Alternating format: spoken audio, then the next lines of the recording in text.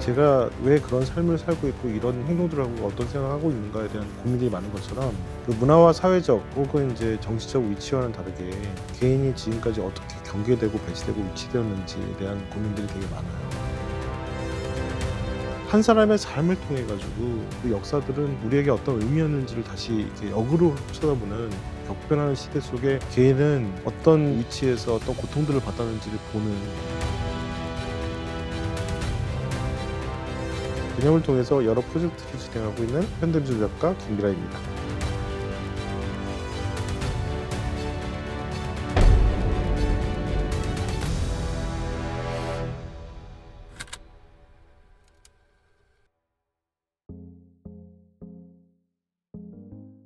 안녕하세요. 안녕하세요. 네, 반갑습니다.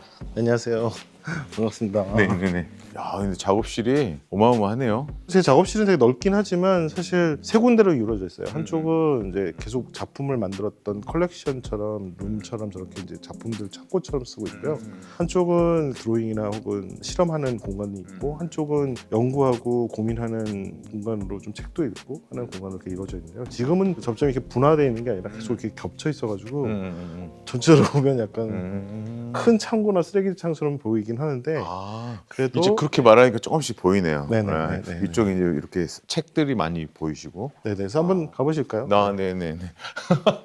그래서 이쪽은 이제 드로잉 위주로 해요, 작업들을. 아. 이건 2014년부터 10년이 좀 넘게 하는 프로젝트 중에 하나인데 거친 질감의 고민들을 단편 남겨가지고 시간성들을 갖고 계속해서 이어가는 프로젝트로 하고 있고요. 지금 한 400점 정도가 있는데 그 중에 한 장면이고 요즘에 이제 전쟁 때문에 사람이 막 죽어가고 있는데 사실 전쟁의 역사나 그 어떤 축제 역사가 비슷하다고 생각해요. 전쟁이 이기면 예전에 축제가 있었던 것처럼 하늘에 떠다니는 막 불꽃놀이 같은 그런 섬광 같은 것들이 아름답게 보이긴 하지만 그게 살인 무기들이고 그것들이 결과론적으로는 많은 사람의 피해들이나 그 죽음들을 이끌어내요. 맞아. 네. 어떻게 보면 사실 우리가 영화관에서 영화 보듯이 막 보잖아요. 요즘 TV에서 보면은 뭐가 반짝반짝거린다, 막 이런 느낌으로. 그러니까 영화보다 더한 현실이 지금 존재하는 이 공간에 예술가의 입장과 태도 혹은 예술가가 어떻게 그 어떤 사회와 고민들을 하고 있는지를 좀 보여줘야 하는 것 같아요. 그래서 드로잉의 설치가 계속 이렇게 길어지고 이렇게 바닥바닥 붙는 거는 시간성이나 역사성을 어떻게 난 바라보고 있는가, 또 어떻게 기록하고 있는가. 그래서 기록으로서 시각적인 언어로서 이제 그 만들어 놓은 것도 하지만 사실 역사나 시간들은 순차적으로 계속 이렇게 흐르잖아요. 그렇죠.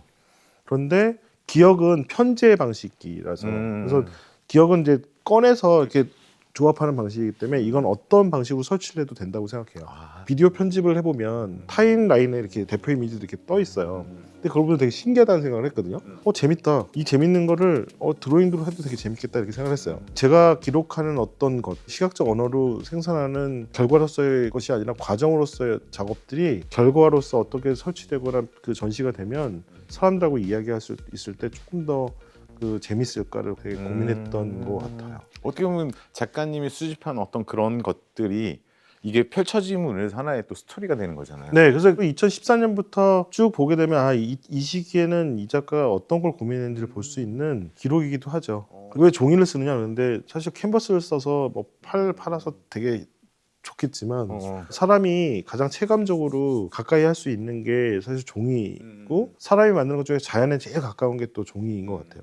저는 왜 또 유화 물감을 썼냐, 동양 물감이 아니라 막 이런 분들도 계세요. 근데 저는 동양인으로 살면서도 서양적인 또 교육들을 받았고 그렇게 살고 있기 때문에 유화가 맞다는 생각을 했어요. 그래서 제 시대의 정체성은 동양과 서양을 같이 보일 수밖에 없는 재료학적인 게 있는 것 같아서 그런 재료들로 쓰고 있어서 그래서 그런 말씀을 드리는데 말이 되는데 이렇게 말씀하시는 분들도 있는데 실제로 이제 그런 고민들을 하고 있습니다. 근데 작가님 같은 경우는 좀 더 그런 사회적인 어떤 부분들을 계속 끄집어내고 계시잖아요. 네. 그럼 언제적부터 그런 작업들을 좀 하신 거예요? 제가 지방에서 태생으로 서울에 오면서 조금 단독이면 표류하고 있다는 생각을 많이 했어요. 그러니까 혼자 살게 되면서 나는 어디에 있고 내가 왜 여기에 있고 어떤 무슨 생활을 하고 고민을 하고 있는지를 좀 봐야 되는 그때부터 시작된 거였는데 학생 운동도 막 하게 되거나 아니면 학자 투쟁도 하게 되거나 뭐 이럴 때 우리가 알고 있었던 어떤 거대한 이런 사회 현상이라든지 역사에서 개인의 역사들은 다 소외되고 분절화되고 없어지는 것 같은 기분이 되는 거예요. 그래서 문화와 사회 혹은 이제 어떤 정치와는 다르게 개인의 문제가 어떻게 현재 진행 중이고 그것이 왜 그러한지를 좀 보고 있는 태도로서 탐구하고 연구하는 그 결과로서의 이제 프로젝트들이 돼서 그 프로젝트마다 이제 사회마다 혹은 이제 그 개념마다 맞는 방식의 형식들을 구현하는 것 같아요. 그런 부분에서 이런 것도 좀 어떤 부분이 좀 얘기해 주시면 네. 앞에 있는 거 이거 혹시 이거 제가 알고 있는 그 두리안 맞습니다. 아, 두리안이 황금 두리안인가요? 네, 황금 두리안이죠. 오. 근데 제가 아시아는 무엇일까 되게 고민을 많이 해봤어요. 제가 유학할 때쯤에 서양에 가면 너는 어디서부터 왔어? 이렇게 Where are you from? 이렇게 얘기하잖아요. 언제나 코리아 그러면 갑자기 North and South 뭐 이런 지금도 아시아를 생각하는 대부분의 사람들이 약간 환상주의나 레이시즘이라고 하는 형태에서 약간 인종차별 같은 것들을 많이 겪다 보니까 분명 아시아로서는 서양 사람들 혹은 서양과학이라고 하는 그 철학들이 어떻게 바라보고 있었는지 되게 고민이 많고 지금도 많은데 그 중에 하나가 이제 두리안이에요. 우리가 이제 두리안을 생각하면 그 냄새나고 더럽고 막 굉장히 안 좋은 음식점으로 생각하잖아요. 근데 동남아 아시아 쪽에서 보면 두리안은 엄청난 귀한 과일이기도 하고 단순한 이제 석유통 같은 경우는 서남아시아에서 대부분의 90% 이상이 생산되는 석유들을 가두어서 이 안에 이제 연료로서 쓰거나 혹은 연료화되는 과정 중에 이 서양적인 그 형태들을 계속 두고 있는데 그 위에 이 단상을 세워서 마치 황금처럼 빛나는 그 두리안이 그 박제화돼 있는 걸 좀 보여주고 싶었어요. 그래서 당신이 생각하는 그 더럽고 냄새나고 혹은 어글리한 그 어떤 오브제가 동양적인 형태를 띠고 있다라고 했었을 때 그것이 과연 맞는가에 대한 질문들을 다시 한번 던지는. 그러니까 질문을 던질 수 있는 네네네. 작업들. 그러니까 그냥 봤을 때는 그냥 두리안이구나 뭐 이러는데 생각하죠. 이제 좀 더 깊이 들어가면 네. 그러니까 작가는 왜 이걸 했을까? 네, 맞습니다. 지금 보니까 여러 가지 작품들이 보이는데 다 그런 물음표가 있는 것 같아. 이거는 제가 알고 있는 그거 아닌가요? 피노키오? 네, 피노키오랑 이제 그 팀맨인데 하나는 이탈리안에서 만든 피노키오고 하나는 다 서양이죠. 하나는 미국에서 만든 오즈마버스예요.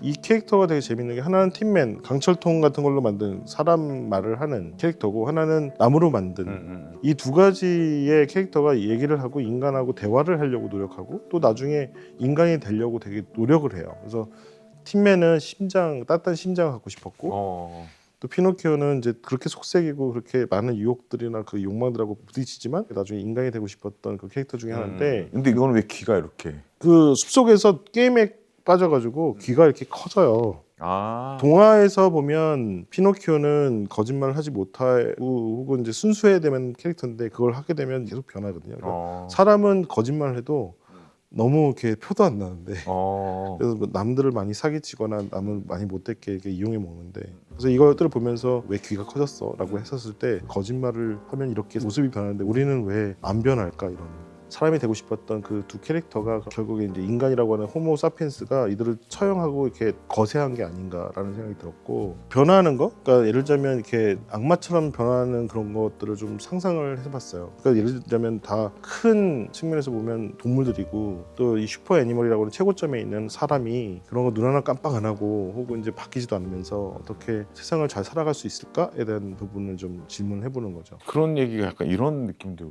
비슷하기도 해요. 그쵸? 네, 왜냐하면 이 프로젝트들은 제가 어렸을 때 TV가 이제 칼라 TV로 바뀌었을 때가 1980년. 그러니까 제가 7살, 8살 때예요. 쌤하고 되게 비슷하겠지만 같은 세대. 아버지가 그렇죠. 같은 세대고 같은 나이라서 네. 아버지가 칼라 TV 14인치를 갖고 오셨는데 흑백 TV를 보다가 갑자기 암흑에서 칼라로 바뀌면서 세상이 이렇게 열렸어요. 우와, 세상이 신세계고 막 모든 게 세상이 칼라고 그러니까 내가 보는 어떤 꿈이나 기록물로서의 TV가 아니라 남들과 공유할 수 있는 컬러링의 TV로 바뀌었는데 그때 가장 많이 보였던 게 미국 만화였어요. 미제 만화. 아메리카니즘이라고 하는 형태로 좀 받아들이고 있는데 근데 그때 봤던 게 뭐 슈퍼맨, 원더우먼, 이제 배트맨 이런 만화들이었고 그런 만화 같은 것들이 저한테 무슨 의미지? 라고 했었을 때 그전에는 악한 세상이나 이 세상을 구해줄 것만 하는 히어로 같은 것들로 좀 소비했던 것 같아요. 맞아요. 막 이것들에 대한 피규어도 막 모아서 결국 나를 지킬 수 있는 우리 히어로는 이 곳곳에 남아있다. 근데 커서 유학을 갔는데 괴물 같은 거예요. 그러니까 그 예를 들면 히어로들이? 히어로들이 그러니까 우리나라 사람도 아니고 또 하나는 이제 자본주의와 또 문화적 상대주의, 또 문화 식민지의 방식으로 어떤 한 나라의 의식을 조금씩 바꿔놓는. 그래서 다시 한번 생각해봤어요. 그렇다면 우리한테는 뭐가 있었지? 라고 했을 때 우리한테도 장승이 있었고 그다음에 이제 그 꼭두라는 죽은 자와 함께 가는 친구들을 만드는 의미들이 있었는데 그래서 장난감처럼 목조각으로 이렇게 깎아가서 이렇게 장승처럼 아, 나무예요? 이게 나무예요. 히어로의 막 강점들을 다 뽑아서 이렇게 결합을 했더니 몬스터처럼 그래서 괴물처럼 보여줬던 것 같아요. 그래서 이게 제목이 20세기 히어로 그리고 몬스터라고 하는데 그래서 작가님 혹시 그 따로 공부하세요? 아니 공부는 안 하고 그냥 아니 문화연구 보면은 네. 상당히 스토리가 있어요. 저부터 시작을 하죠. 어. 고민들을 많이 해요. 그래서 문화연구 부분에서도 조금 음. 많이 공부를 하는 편이고 항상 어떤 사물이나 그 현상들을 봤었을 때 그걸 서양적인 사고로만 결정되어 있는 걸로 수비하는 것이 아니라 동양적인 그래서 다층적인 그 관점에서 얘가 맞는가 혹은 이것이 정말 진실일까에 대한 고민들을 계속 많이 하는 것 같아요. 그래서 이제 작업들이 이렇게 다양성 있기도 나오고 한 프로젝트들도 나오는데 그 중에 또 하나가 제가 정문화를 그때 2009년에 그리게 됐는데요. 저기 보시면 네. 이건 이제 망친 거고 이전에 있던 건 다 이제 팔았는데 제가 어렸을 때 너무 먹고 싶었던 게 TV에서 막 광고가 되는 피자, 아, 햄버거, 패스트푸드. 네, 패스트푸드인데 콜라 막 이런 것들이잖아요. 네, 네. 근데 돈도 많이 없었거니와 그때는 또 허락도 안 해주셔서 많이 못 먹다가 혼자 살게 되면서 의존했었던 게 패스트푸드였던 것 같아요. 그때는 모르고 먹었어요. 기름에 튀긴 정말 지방과 탄수화물이 엄청 맛있었던 것 같아요. 처음에 먹으면 엄청 자극적이잖아요. 자극적이고 네. 이걸 내가 소비하는데 이거 마치 제가 이렇게 도시 사람이 된 것 같고 뭐 이런 촌놈이 그치. 그래서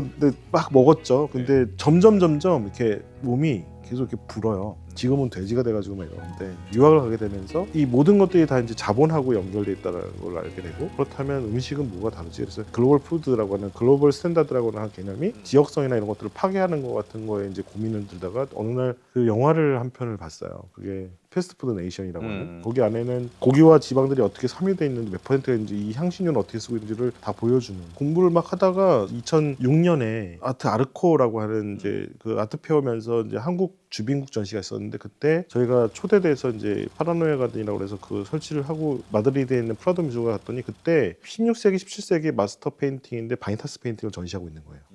되게 충격적이었어요. 왜냐면 프라도 미술관에 있었던 그 바니타스 페인팅은 우리가 이제 대학교 때 모사해라! 라고 그래서 의미 없이 그냥 모사만 해가지고 왜 이걸 똑같이 그려야 돼요? 막 했던 그 작품이 그대로 있지만 저한테는 충격적이게도 그 컨셉을 읽게 되잖아요. 메멘토 모리, 죽음의 순간, 덧없음, 인생의 덧없음, 뭐 죽음을 기억하라 혹은 너의 그 사치가 결국 너를 망칠 것인 어떤 것을 계속 고민하게끔 하는 그 작품을 보면서 그렇다면 21세기의 나의 스틸 라이프, 나의 정보는 뭐지? 이렇게 고민을 했어요. 저희 왜 항상 크면서 얘기했던 게 뭐였냐면 넌 21세기 주역이야. 너는 세상이 빠른 이 시간 속에 살고 있어. 근데 너무 그 압박을 받아서 21세기 정물이 뭔지를 되게 모르겠는 거예요. 뜬금없이 자본주의나 이런 제국주의 혹은 이제 문화적 상대주의 이런 것들만 공부하다가 갑자기 밖에 딱 나갔는데 그때 거기 미술관 앞에 대형 광고판에 4.99 유로로 맥도날드 밀 세트가 딱 있는 거예요. 햄버거와 콜라와 프렌치 프라이가 있는. 딱 보자마자 아 저게 나의 스틸라이프였구나. 왜냐면 그때 이제 그 전에 읽었던 패스트푸드 네이션이라고 하는 영화도 로고들은 너무 아름답지만 그 뒤에 숨겨놓은 정치학적이나 혹은 이제 착취나 노동 이런 개념들이 다 숨어 있는 거죠. 그래서 스타벅스 막 뭐 맥도날드 뭐 켄터키 프라이드 치킨 이런 것처럼 글로벌 푸드들을 막 이렇게 소비하면서 브랜딩화돼 있는 자기를 발견하게 되는 거잖아요. 그러니까 그런 거에 이제 가장 맞는 스틸 라이프라고 생각했어요. 그래서 쓰레기를 소비하는 사회라고 하는 그 부분으로 막 그리기 시작했던 것 같아요. 그래서 그리는데 또 그리게 되니까 막 팔리는 거예요, 많이. 근데 이제 그때는 돈이 없어가지고 그걸 막 팔았는데 제가 공격하는 어떤 자본주의 방식의 그 어떤 프로테스트로서의 그런 정물이 어떤 부분에서는 소비를 일으켜서 생계를 유지하는 이 도덕관과 윤리관이 상당히 아이러니하는 패배감을 느끼게 하는 거예요. 그래서 다 접고 다시 공부하자. 라고 해서 2009년 10년을 그렇게 보내다가 2011년에 이제 두산 아트 센터를 가게 돼요. 그 뉴욕에. 근데 그 뉴욕이 자본주의 아주 끝판왕이잖아요. 그러니까 미국의 완전 그 자본주의 끝판왕을 보면서 무엇이 이 세상의 사람들을 위한 정책이고 이 공동선일까 이런 고민들을 하게 됐는데 대한민국도 사회적 갈등 지수로 이제 전 세계 1, 2위에 다투고 있고 한 해에 340조 정도 되는 1년의 예산을 막 투입해서 그 갈등들을 소비하려고 하는데 노동, 젠더, 뭐 지역 뭐 할 거 없이 모든 사람이 다 화나 있어요. 그렇다면 공동선은 뭐지? 이런 고민들을 했었어요. 어떻게 하면 예술가 공동선을 가벼이 할 수 있는 프로젝트들이 있을까? 막 이런 고민을 하다가 그러면 역사 신화에서 이렇게 있었던 인간들이 만들어냈던 성상과 이런 결과물들은 대체 이런 결과물들을 만들어내는 거였을까? 이렇게 고민이 됐던 거예요. 그런 고민들을 하면서 그걸 다 그 종이들을 읽으면서 찢었던 것 같아요. 찢으면서 이렇게 붙이기 시작하고 사진들의 그 퍼스펙티브가 다 다르잖아요. 퍼스펙티브를 다 다르게 이렇게 조합을 해보면 결국에 남아지는 게 이제 괴물들을 만드는 것 같아가지고 몬스터 시리즈를 만들고 스펙터라고 하는 유령들이라고 하는 공동선이라고 하는 것들은 결국 보이지 않지만 인협이라는 것이 결국 모든 사람들을 편하고 안락하고 좋은 환경으로 끄는 것이 아니라 인간을 더 옥죄거나 혹은 나머지들을 다 이렇게 파괴시키는 방식으로 흐르지 않았나 그래서 이제 시작하게 됐던 거고 그렇다면 이념의 무게는 어떻게 우리에게 지어져 있는가 뭐 이런 고민들을 하기 시작했던 것 같아요. 아니, 이렇게 작가님 얘기 들어보니까 뭔가 역사적인 부분도 좀 들어가니 좀 더 심도 있는 네, 그래서 좀 더 우리가 앉아서 더 깊게 들어가면 어떨까? 네 감사합니다. 네. 사실 비디오나 이런 설치 작품은 돈이 안 돼요. 그러니까 계속해서 작업을 이어가거나 계속 그 생명력을 이어갈 수 있을 때 그 좀 어려움을 느끼죠. 근데 전 다행히도